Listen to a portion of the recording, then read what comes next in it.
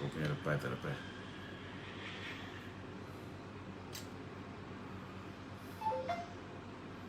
Ada?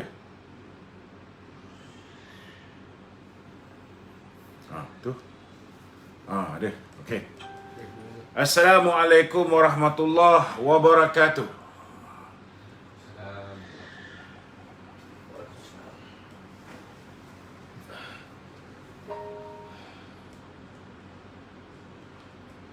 Okey. Dan salam satu Malaysia. Agak mencabar tuan-tuan nak live hari ni. Banyak telefon yang dipakai tak boleh pakai. Hari-hari macam ni. Kita minta sahabat-sahabat yang follow untuk memastikan anda menerima notifikasi daripada Facebook. Tolong pastikan anda komen di ruangan komen atau share live ini, kerana ini akan membantu untuk anda menerima notification untuk live-live saya yang akan datang. Yang keduanya, anda juga boleh follow Telegram saya di ATO Efrasofi LOKMAN ADAM. Boleh subscribe channel itu sebab bila kita live, kita akan hantar live kita di channel tersebut. Jadi anda boleh menonton saya punya video. Satu lagi cara ialah setiap hari selepas jam 10 malam anda tengok di dalam Facebook saya ni ada tak sebarang posting daripada Facebook. Jadi malam ni kita akan mengulas beberapa isu, terutamanya tentang perjumpaan yang akan bermula di antara Kebawah Duli Yang Maha Mulia Seri Paduka Baginda Tuan Agong dengan ketua-ketua parti yang bermula dengan Tan Sri Muhyiddin Yassin, Presiden PPBM esok. Jadi giliran UMNO adalah pada hari Jumaat, hari terakhir. Kita harap ada benda yang bagus, dan ramai yang bertanya, adakah benar Tun Dr. Mahathir akan kembali menjadi Perdana Menteri interim? Ada yang kata bahawa betul kerajaan akan bertukar tangan, tetapi Perdana Menterinya tetap Muhyiddin Yassin, dan Anwar pula diangkat menjadi timbalan kepada Muhyiddin. Ada juga cakap macam tu. Dan satu lagi spekulasi yang mengatakan bahawa Perdana Menteri mungkin datang daripada parti UMNO. Itu sedap sikit kita dengar, tuan-tuan. Cuma siapakah di kalangan pemimpin UMNO yang mungkin diangkat menjadi Perdana Menteri interim? Perdana Menteri interim.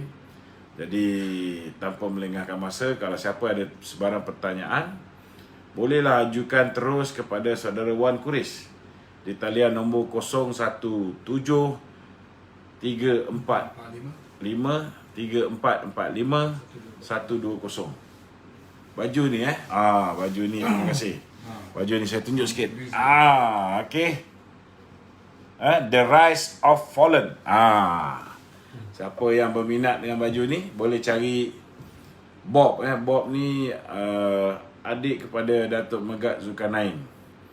Nanti kejap lagi saya akan bagi link.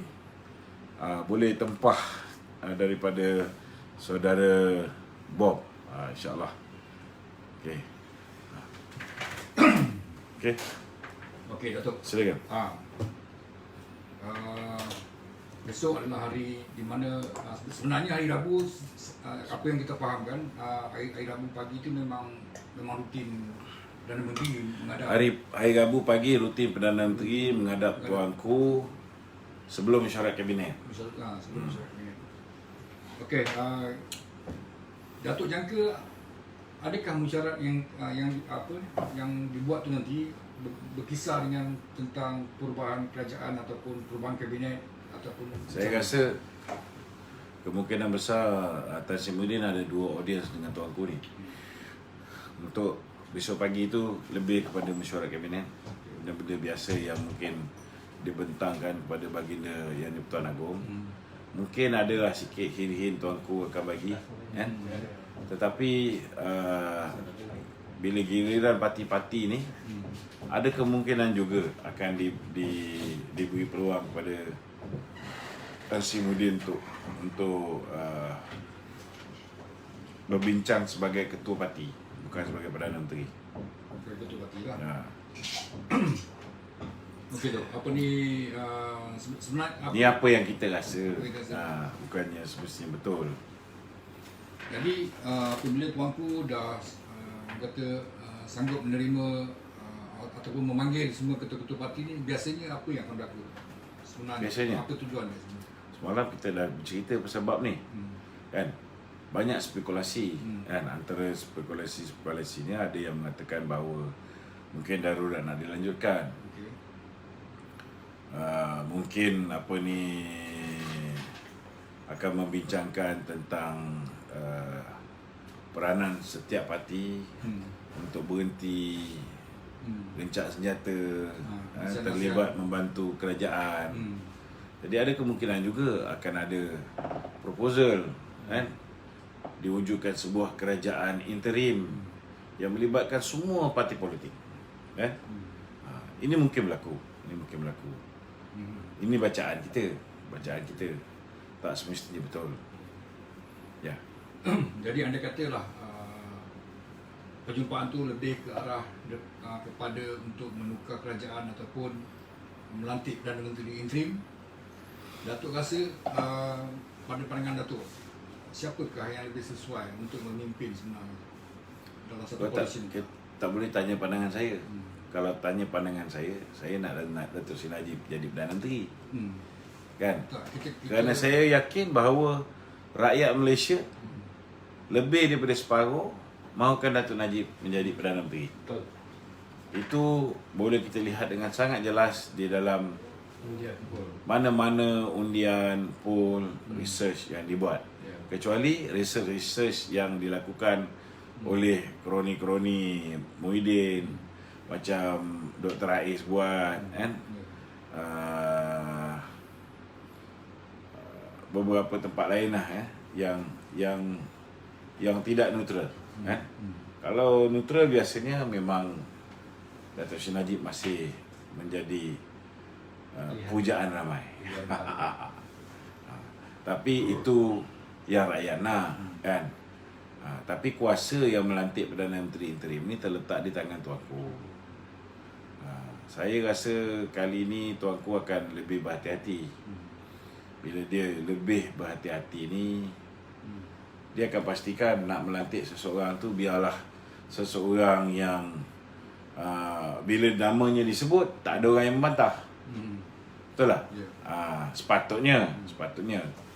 Tapi kalau ada lagi nama Muhyiddin disebut, kalau ada lagi nama macam Mahathir Mohamad disebut, nama macam Anwar Ibrahim disebut, pasti akan ada yang membantah. Pasti akan ada yang membantah. Jadi saya punya bacaan ada kemungkinan besar akan ada kejutan. Mungkin tuanku akan ambil jalan tengah, memilih bukan di kalangan orang politik. Possible. Mungkin orang tu pernah duduk dalam kabinet. Sebab nak lantik orang yang fresh, tak tahu macam mana nak mengendalikan mesyuarat kabinet pun tak boleh. Kan? Mesti lantik seorang yang pernah duduk dalam mesyuarat kabinet, ada sedikit pengalaman, kurang-kurang menjadi menteri. Kurang-kurang menjadi menteri. Dia tahu macam mana nak mengendalikan mesyuarat kabinet, macam mana nak menguruskan negara, kan? Tentulah dari segi kriteria ini kita tak boleh dapatlah orang yang sehebat Datuk Seri Najib, kan? Mungkin tak boleh dapat orang yang sehebat Datuk Seri Najib, tetapi setidak-tidaknya orang ni mesra dengan semua parti. Orang ni dihormati, ada wibawa, nampak bersih, bukan orang yang hengki-pengki. Saya rasa tak mustahil, tak mustahil. Seorang yang tidak dilihat terlalu UMNO, seorang yang tidak dilihat pro kepada mana-mana pihak, taksub ke, ada kemungkinan besar akan dipilih sebagai Perdana Menteri interim. Tetapi kalau baginda tuanku nak juga Muhyiddin Yassin, kita tak boleh nak cakap apa. Dah itu pilihan dia. Kan? Sekiranya benda ni berlaku, adakah ini adalah jalan yang terakhir sebenarnya? Jalan yang terakhir untuk menyelamatkan keadaan sebenarnya? Perlu tak dia dalam kereta pun. Sumak dia pergi sana.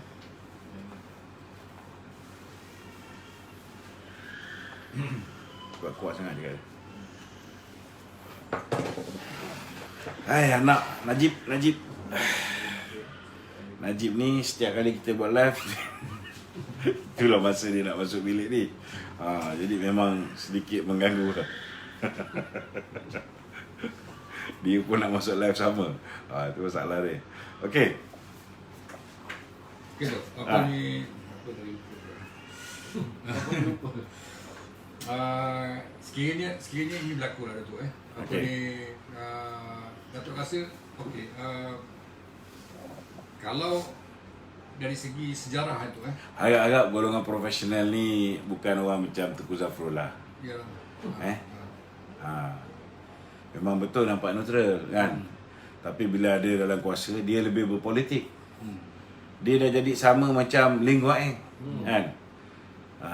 Betul tak? Kalau nak ambil pun orang politik yang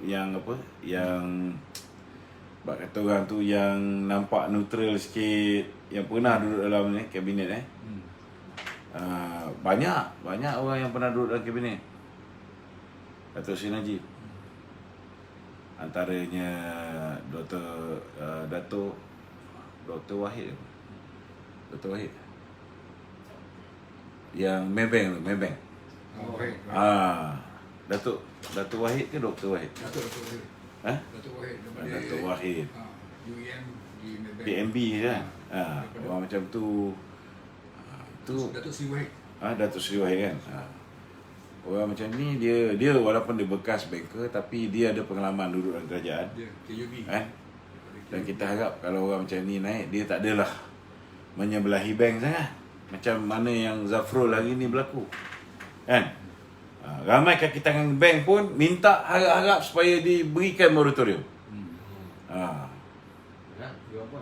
Kita harap kalau katalah orang yang macam tu, latar belakangnya daripada bank, dia akan lebih menjaga rakyat daripada menjaga kepentingan rakan-rakan bankers dia. Ada pernah berlaku dalam sejarah. Kita ambil profesional menjadi menteri.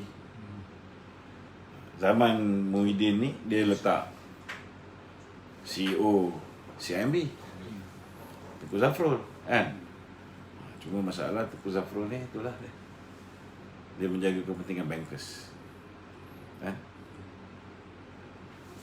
Okey Datuk, sekiranya pemilihan sebagai Perdana Menteri interim kalau dipilih secara salah ataupun tak tepat pemimpin itu, biasanya apa akan terjadi lagi? Dia akan buat, kalau lah orang macam Mahathir dipilih oleh tuanku, jahanam lah negara kan. Walaupun mungkin timbalan Perdana Menteri itu Hishamuddin Tun Nusin, sebab dia yang kuat melobi untuk gandingan Mahathir dengan Hisham ni kan. Dia mengharapkan bila Mahathir menjadi Perdana Menteri, Mahathir tak lama lepas tu Mahathir jalan, dia jadi Perdana Menteri, dia boleh angkat anak Mahathir menjadi timbalan kan. Dikira anak beranak dia je lah. Ni masalahnya boleh ya. Okay. So itu satu kan yang mungkin akan membuahkan kemarahan rakyat lagi kan. Dan mengenali Tuan Dr. Mahathir ni, dia ni people's last lah, senang cerita crony first, people's last. So kalau kita tengok macam mana bila dia jadi Perdana Menteri interim, 20 bilion je dia nak bagi untuk package rancangan ekonomi kan. Macam mana orang macam ni kita nak jadikan Perdana Menteri interim? Bungkus. kita haraplah tuanku, walaupun Isyamuddin tu sepupu, so isteri dia sepupu kepada tuanku, kita harap pertimbangan ini tidak diambil kira, sebab ini nak memikirkan masa depan negara, nak menentukan negara ini dapat kita pulihkan daripada wabak COVID-19, dan dalam masa yang sama kita mengharapkan negara ini dapat dipulihkan dia punya hubungan diplomatik dengan negara-negara lain. Kalau kita letak balik Mahathir, dah tentu-tentu dengan China kita bermasalah, dengan Amerika kita bermasalah, dengan India kita bermasalah. Kalau kita baik pun mungkin dengan Pakistan.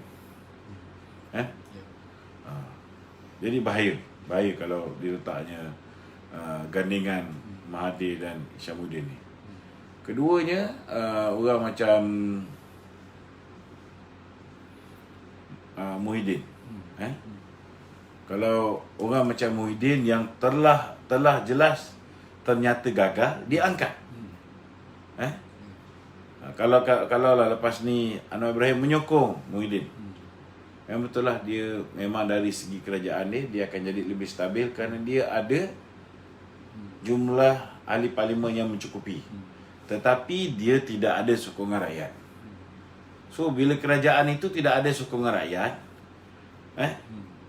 bila kita tengok berlakunya darurat, kerajaan mempertikaikan ke bawah Duli Yang Maha Mulia Seri Paduka Baginda Pertuan Agong, kenapa memilih Muhyiddin untuk mengepala keadaan? Dia sudah kehilangan majoriti, kenapa pilih dia? Takkan kali ini tuanku sekali lagi nak dipersoalkan. Betul tak? Betul. So saya yakin bahawa tuanku akan lebih berhati-hati. Dia akan buat teliti, dia akan cuba buat keputusan terbaik yang secara tak langsung menyelamatkan institusi diraja daripada dicemur, daripada dihedik, kan? Okey Datuk, sekiranya pelantikan Perdana Menteri Interim berlaku, adakah Baginda akan meminta supaya sebuah kerajaan gabungan, satu apa? Unity Government. Ada kemungkinan. Sebab benda ni dah lama. Semenjak daripada zaman Tun Mahathir menjadi Perdana Menteri, sudah ada ura-ura nak lantik interim government. Masa zaman sebelum pelantikan Muhyiddin pun ada. Last kali Muhyiddin dilantik, sekerat jalan bila Muhyiddin hilang majoriti pun ada keluar lagi nak lantik interim government. Nama Tengku Razali pun disebut-sebut sebagai Perdana Menteri interim. So semuanya belum berlaku. Tak ada apa yang mustahil. Sekiranya membentuk kerajaan unity tu, mana melibatkan semua parti, saya rasa UMNO lebih berpengalaman dalam bidang itu. Sebab UMNO telah memimpin lebih banyak parti berbanding dengan PH dan PN sebelum itu. 62 tahun UMNO memerintah, UMNO ada lebih kurang 13-14. Okey, kalau UMNO lebih berpengalaman, siapa di kalangan pemimpin UMNO yang nak diangkat menjadi Perdana Menteri interim? Saya interview Datuk saya. Tapi tanya dengan kau. Kan?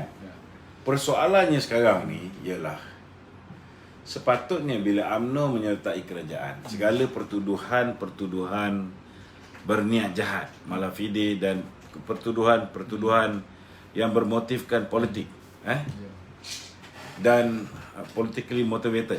Begitu juga dengan pertuduhan terpilih. Sepatutnya semua dibuang.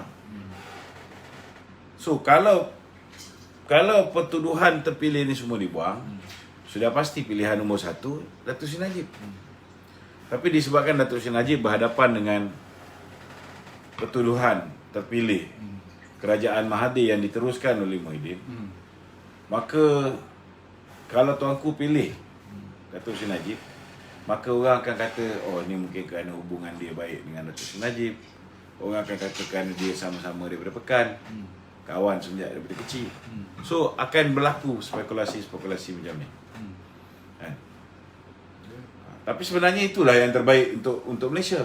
Betul. Hari ini kita nak pastikan bahawa kita boleh keluar daripada kegawatan ekonomi. Kita nak seorang pemimpin yang dihormati oleh dunia. Kan? Tak adalah orang lain semua dah dapat vaksin, kita tak dapat lagi. Kita dapat cuma 7%. Betul tak? Ya. So ini semua penting. Bila kita dihormati di mata dunia, hubungan kita dengan China baik, kita boleh dapat vaksin-vaksin Sinovac, Sinopharm, betul lah. Hubungan kita dengan UAE baik, kita boleh dapat vaksin daripada yang diusahakan oleh Putera Mahkota UAE. Ya. Sinopharm tu ada kaitan tu dengan Putera Mahkota UAE. Kawan baik tuanku, sebab tuanku pergi military college di UK sama dengan dia. Okay, Datuk, dalam komen Datuk kurang nak highlightkan pasal Tok Mat Hassan, kenapa tak boleh, ya kita tak namakan dia. Tak, dia macam ni. Pertama sekali, bila kita nak angkat seseorang menjadi Perdana Menteri, orang ni busuk-busuk pun mesti dah pernah jadi Menteri Kabinet. Betul tak? Ya. Dia mesti ada pengalaman di peringkat federal dulu. Dan dalam keadaan sekarang ni, dari segi perlembagaannya, kerajaan darurat ni sebenarnya boleh. Tetapi biasanya dari segi perlembagaannya, seorang Perdana Menteri mestilah dilantik di kalangan ahli parlimen. Di kalangan ahli parlimen. Saya tak cakap mesti ahli parlimen.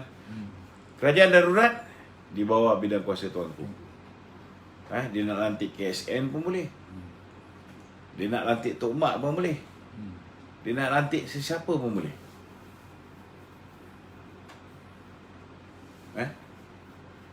Tapi kalau melantik orang yang bukan politik, tidakkah itu memberi kesan sekiranya berlaku tak seperti yang dijadualkan?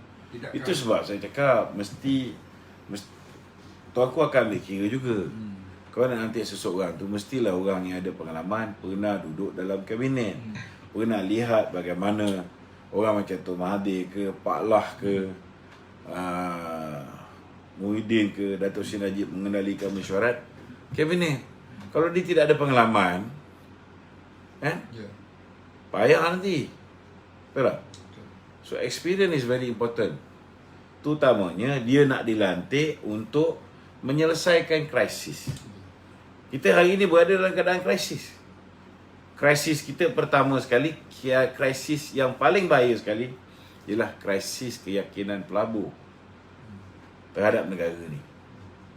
Betul tak? Betul. So kalau you nak bawa masuk, you nak selamatkan ekonomi negara ni, you kena ada seorang Perdana Menteri interim yang mampu untuk membawa balik pelabur datang ke negara ni. Betul tak? Nombor 2, barulah COVID-19. Kenapa saya letak COVID-19 di nombor 2? Kerana bagi saya COVID-19 ni bukan masalah. Hanya digembar-gemburkan sebagai satu masalah yang besar, yang berat, sehingga satu Malaysia menjadi kelang kabut. Sedangkan kita dah ada banyak perubatan ubat-ubat yang apa ni, senang cerita lah bro, aku malas nak cakap lah benda ni, banyak kali kita cakap. Kalau rakyat negara ni dikerahkan setiap surau masjid, rebus air semambu ni, campur dengan serai, campur dengan garam sikit, suruh semua orang minum. Semua orang ada ambil prevention punya herba formula DSP Suleha ni, settle masalah. Ataupun kita dapatkan bekalan ivermectin, kita beritahu semua orang nak keluar rumah, ambil 1 biji seminggu sebagai protection pada diri dia. Sekarang ni dah macam-macam perubatan ada. Ada macam-macam perubatan. Ada madu sumek, ada madu batu sauda, yang boleh digunakan sebagai perubatan. Tapi masalahnya, kenapa hari ini dah setahun lebih, yang mati dah lebih 3,000 lebih orang, baru Kementerian Kesihatan nak bincang, nak mengkaji sama ada ivermectin ni berkesan ataupun tidak. Apa kejadahnya ni? Benda ni dah terbukti. Lebih 50 negara dah pakai. Sekarang kau baru nak pakai. Orang nak mati ni. Siapa nak tanggungjawab? Itu sebab peranan utama bila kita dah memerintah, kita tukar kerajaan nanti. Salah satu benda yang paling penting, kita kena siasat. Semua orang yang terlibat dalam melengah-lengahkan ubat seperti ivermectin, hydroxychloroquine, herba-herba yang semula jadi, yang alami, yang memang ada ke dalam negara ni. Kan? Betul. Kenapa mereka ni menahan orang? Dia lebih sanggup bagi Panadol kepada pesakit-pesakit COVID. Pesakit COVID yang dimasukkan hospital diberikan Panadol saja. Apa benda ni? Kau boleh terima tak? Kalau setakat duduk hospital nak bagi Panadol, kau duduk kat rumah je.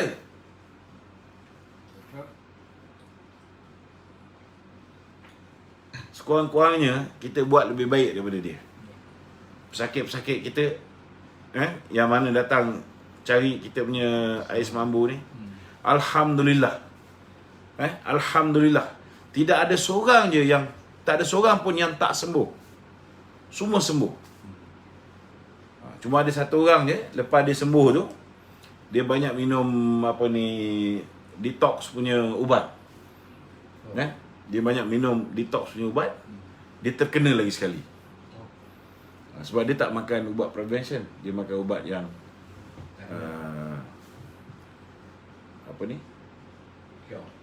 dia makan yang cure. Dia dah baik, lepas tu dia minum detox punya ubat dah, tak boleh nak beritahu, nanti orang marah. Dia ada satu jenis ubat yang selalu kau minum air tu, nanti kau selalu urine kan. So habislah, benda tu dah keluar semua daripada badan. Itu kena faham. Ada setengah-setengah doktor pun kencing manis potong kaki. Kan? Ubat dia apa? Air kelapa. Dia suka minum air kelapa. Dia tak tahu air kelapa ni buang semua sekali. Jadi apa jenis ubat yang kau makan tu, walaupun dia doktor, apa jenis ubat yang dia makan tu, semua rupanya keluar balik. Kena hati-hati kan. Yang detox tu bagus kan, dia keluarkan toksin, tapi dia keluarkan ubat sekali.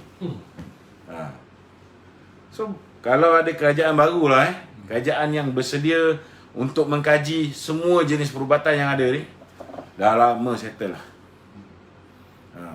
Belum lagi cara ruqyah. Cara ruqyah ni dia nak nama pesakit, nama ibu.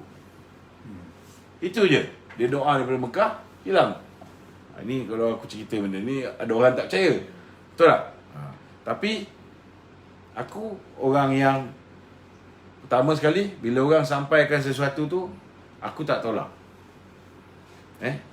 Aku pergi tengok dulu. Contohnya ada satu orang kata, Datuk, saya ada vaksin denggi ni. Saya cuba nak approach hospital, tak jalan. Saya tanya dengan dia satu, dah pernah betul ubat orang denggi ni? Dah beratus, Datuk, dia kata. Betul ke? Satu kali kalau kau nak ubat orang denggi ni, kau panggil aku. Kebetulan lah ada saudara dekat Kuantan, betul kena denggi. Aku pergi ambil dia, nama dia Hardi, bawa dia pergi Kuantan. Dia hasapkan orang tu 1 jam, terus kebah dia punya demam. Demam denggi. Besok bacaan platelet dia betul. Makin hari makin baik. So ini, kalau aku bercerita dengan orang hospital, kita ada kaedah untuk mengubati denggi. Dia ketahukan kita. Orang ajar tak? Orang ajar ni. Dia ketahukan kita. Asap, dia kata. Bukan nak mengkaji. Betul tak? Bila orang bawa sesuatu, penemuan, kau ingat aku ni apik lempang tepi jalan ke? Mestilah aku dah check dulu. Kalau dah proven, baru aku bawa pergi kau. Janganlah main ketawa kan? Kita cakap berdasarkan fakta, bukannya auta. Tapi kadang-kadang ialah manusia macam tu lah. Kita jangan tolak. Itu sebab orang heran aku. Banyak aku layan orang, kan? Orang tu kata ada ni.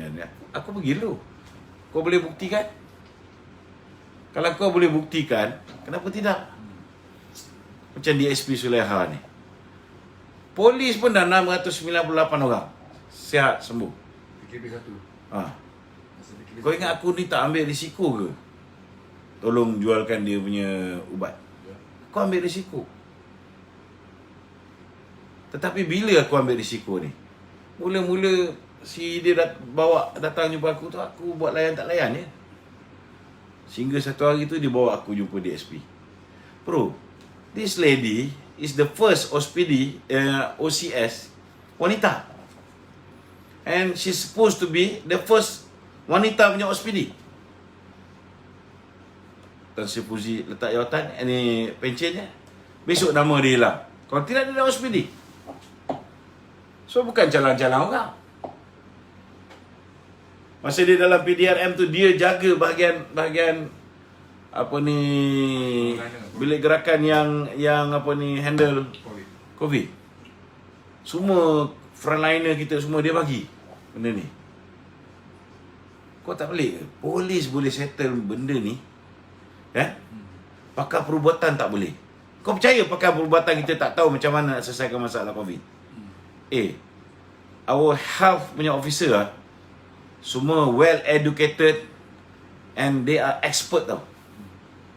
I can't accept this rubbish kata pakar perubatan kita tak boleh selesai masalah COVID ni. Hanya bagi ubat cacing je boleh mati virus COVID. Takkan pakar perubatan kita sekarang baru tahu? Dia orang dah lama tahu. Perlu ke sampai berapa ratus ribu orang ni positif COVID? Perlu ke? Tak perlu. Perlu sampai 3,000 lebih orang mati? Tak perlu. Kalau mereka menerima solution demi solution yang dicadangkan oleh pakar-pakar lain. Ivermectin ni, kita dah bercakap pasal Ivermectin dah setahun lebih dah. Kenapa? Kenapa lepas tahun lebih baru kau nak buka mata? Maknanya setahun lebih dipakai.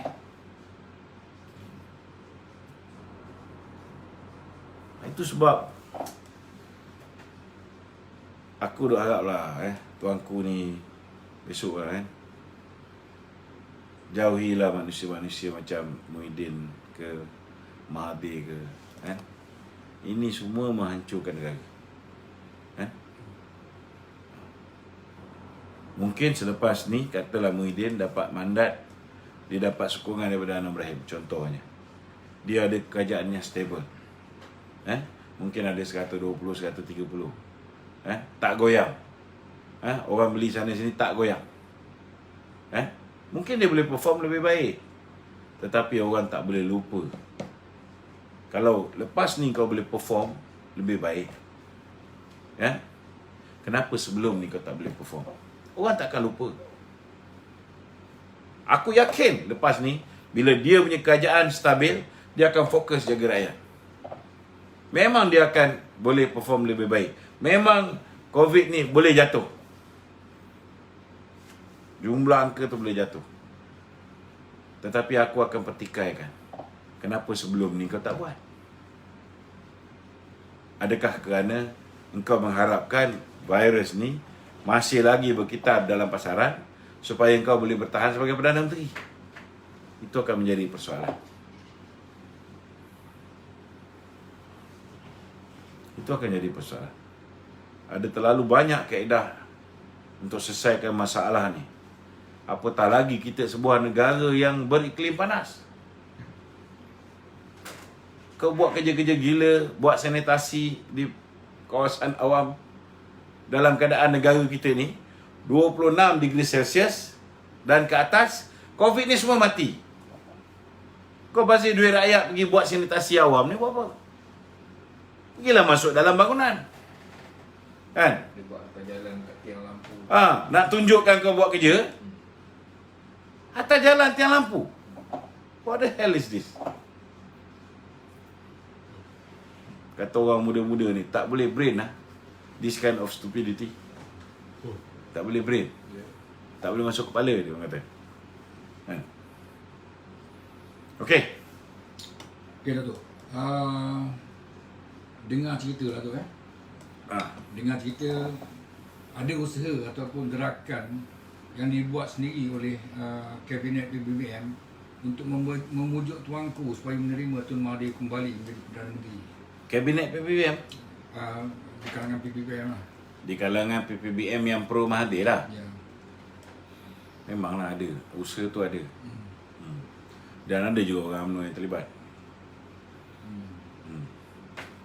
Rasa-rasa Tuanku terima. Rasa-rasa Tuanku terima. Kalau nak melihat kebinasaan, silakan. Buatlah mistik lagi sekali. Kalau itu hari kita dah buat pilihan raya bulan 2, bulan 3 tu tahun lepas. Ketika wabak tu baru macam-macam boleh berlaku lah. Macam-macam boleh berlaku. Tapi mungkin keadaan tu lebih baik bila ada new government yang serius nak menangani wabak ni. Masa depan government itu ditentukan di atas kejayaan dia menghapuskan wabak. Maka pasti kerajaan itu akan membantu untuk menghapuskan wabak. Tapi kita letak orang yang masa depan jawatan dia tu bergantung kepada selama mana wabak tu ada. Macam mana kau nak dapat satu hasil yang bagus? Macam mana kau nak hentikan wabak ni? No way. Okey. Okey tu. Yang geng-geng PH ni tu, PKR ni mengharapkan Anwar menjadi Perdana Menteri interim. Komen sikit tu. Pasal Anwar. Geng-geng page. Ya biasalah. Tak, maksud dia kenapa tak boleh? Anwar Tak, orang dia macam ini. Itu sebab aku cakap. Kau kena mampu untuk membaca pemikiran tuanku juga. Kan? Ini pandangan politik, analisa politik. Kita ini penganalisa politik, kan? Kalaulah tuanku nak Anwar ni jadi Perdana Menteri, dah lama dia jadi Perdana Menteri. Betul tak? Ketika itu hari nak undi tak nak undi bajet. Habis je bajet. Kalau ketika itu dikala orang tengah marah dengan Muhyiddin ni, ketika itu kita ambil keputusan zak. Kita letak Anwar jadi Perdana Menteri. Masa tu dah jadi Perdana Menteri dah. Kalau kita nak lah, ni aku beritahu kalau kita nak. Sebab UMNO pun tahu juga tuanku tak nak Anwar jadi Perdana Menteri.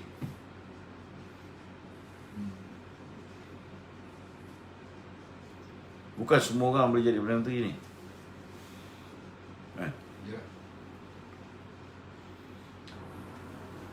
Okay, tu ini komen dalam ni tu dia ada ni katanya dia menceritakan pasal ivermectin tu. Katanya itu buat cacing untuk binatang. Memang peringkat awal tahun 1975 tak 75. Memang dia ubat cacing untuk haiwan. Dia anti parasite. Tapi tahun 1981 dan ke atas manusia dah makan sebagai ubat cacing. Cacing ni parasite lah. Dan dah lebih 3 bilion dos dijual. Apa kita nak tikai lagi? 3 bilion dos. Penduduk dunia pun baru lebih kurang 6-7 bilion je. Kan? Sekarang ni dah ada apa? Dia buat 2 versi lah. Satu binatang. Dia macam gini, contohnya macam semambu. Daun semambu ni. Daun semambu ni macam-macam. Untuk chicken pox boleh, untuk bunuh virus boleh. Kan? Kalau kau tak letak perlukan daun semambu ni. Kalau kita beritahu letak 3 helai, letak 3 helai. Jangan gatal nak berkesan, kau letak 6 helai. Mandul nanti. Kita beritahu awal. Kan?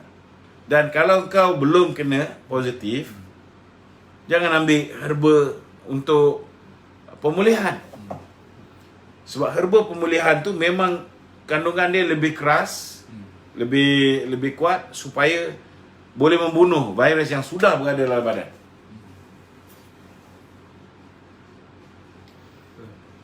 Ubat ni macam-macam je ni ubat. Kan? Bukan semua ubat tu hanya satu kegunaan dia, ada banyak kegunaan. Contohnya air ketum. Kan? Kalau jumpa kat orang-orang yang kepala gila macam geng Armanja, kan? Dia gunakan untuk high. Air ketum. Betul tak? Kalau jumpa kat kawan kita macam Zahidi Zainal Abidin, dia gunakan untuk kencing manis. Aku pernah cuba air ketum ni untuk cure kencing manis. Tak boleh. Badan aku tak jalan dengan air ketum ni. Aku pelik sebab orang kata kalau ambil air ketum ni kepala kita high. Aku minum tak rasa apa, gula pun tak turun. Dia macam getar. Dia ada syarat juga. Bila nak ambil tu, jangan apa ni, jangan ambil apa dipanggil. Dia ada urat-urat dia tu tau. Dia pertama kena ambil yang belakang ni merah kan. Lepas tu ambil daun je. Yang getah tu yang tu. So kalau you amalkan tu terlalu lama, saluran kencing kita tu, getah tu akan menyebabkan saluran kencing tu tersumbat. Kau ketawa kau. Aku main-main. Aku kaji benda ni bro. Kan? Sebab dia getar. Dia air getar. Faham tak? Dia kena buang yang bahagian getah tu. Itu sebab biar orang yang pakar betul-betul yang merebus air ketum tu.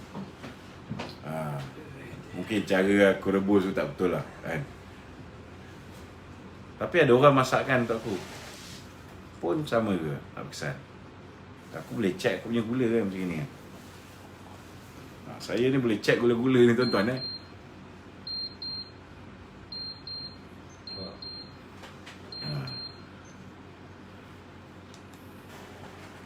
Gula saya ni memang tinggi. Kalau tuan-tuan tengok, tuan-tuan akan terkejut. Tapi jangan marah lah. Tengok tu. Berapa? 26.7.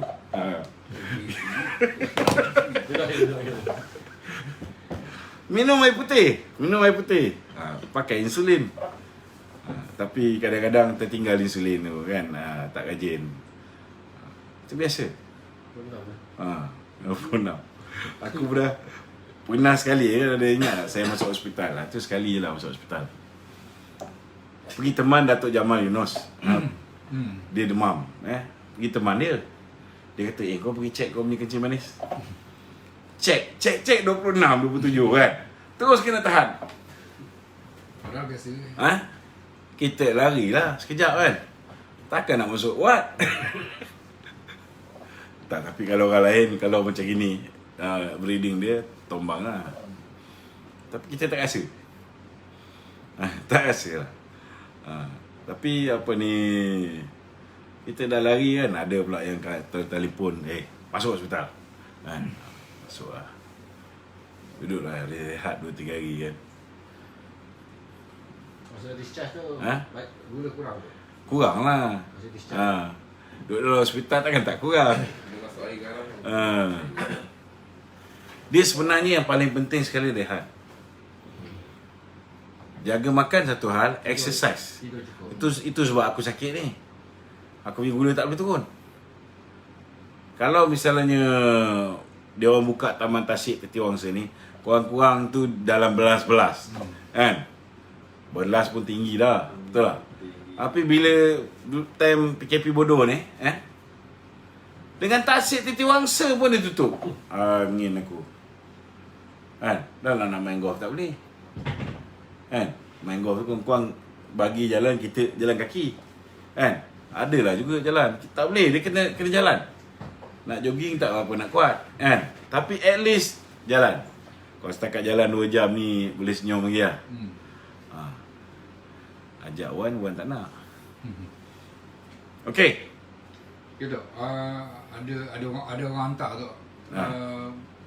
Barisan Nasional hari ni ada buat mesyuarat agung tahunan. Okey. Dia adakan secara online lah. Ha. Jadi semua komponen datang. Hmm. So tak tahu dah, tak pasti betul tak betul. Apa ni, pelantikan Setiausaha Agung Barisan Nasional yang baru Datuk Seri Dr. Zamri bin Abdul Kadir. Zamri Kadir. Perak. Dan Pengurusi Jawatankuasa Penyelenggaraan Barisan Nasional Negeri Perlis ialah Datuk Seri Azlan Memang. Azlan Man. Kita ucap tahniah lah di atas pelantikan Tak pasti betul. Setiausaha Agung Betul. BN yang baru dan juga pengurusi BN Perlis yang baru. Tahniah. Kita harap mereka akan memastikan BN menang 2/3 majoriti dalam pilihan raya akan datang. Yakin boleh? Okey. Okey tu, dalam hari ini dalam satu pautan Ya. Sultan Selangor bertitah tidak adil. Dia kata tidak adil. Ha. Sultan Selangor hari Jumlah ini, vaksin dekat jumlah Selangor vaksin. sikit sangat. Ada 615,000 je. Ya. Sebelum ni didakwa 2.9 juta seperti Ya. yang apa ni. So tuanku baik dengan Azmin Ali. Kan? Ya. Menteri Besar pun baik dengan Azmin Ali. Takkan Azmin Ali tak boleh adjust Selangor dapat lebih. Tu.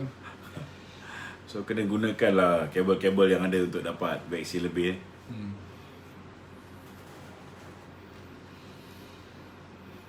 Okey, ada lagi? Tu besok Datuk, apakah Apa lagi? Apakah lagi? harapan kita lah Datuk supaya ni Harapan kita? kita Kita tak mengharap lah. tak marah apa Harapan saya satu saja. Pilihan raya akan datang, saya nak pastikan BN menang dan Dato' Najib menjadi Perdana Menteri. Itu harapan saya. Kalau kita nak harap ihsan daripada mana-mana pihak untuk mengangkat Dato' Seri Najib, no way. Kan? Ramai rakyat kecewa. Kenapa semua ramai yang nakkan Dato' Najib tapi macam susah sangat laluan nak diberikan kepada Dato' Najib. tak dilayan kan Ha? tak dilayan Tak apalah. Dato' Najib pun nak supaya kes dia ni selesai dulu. Kan? So kita kena hormati jugalah pendirian dia. Tapi kalau selepas kes dia dah selesai, kita harap dia kembali ke pesada politik. Amin. Okey? Assalamualaikum warahmatullahi wabarakatuh.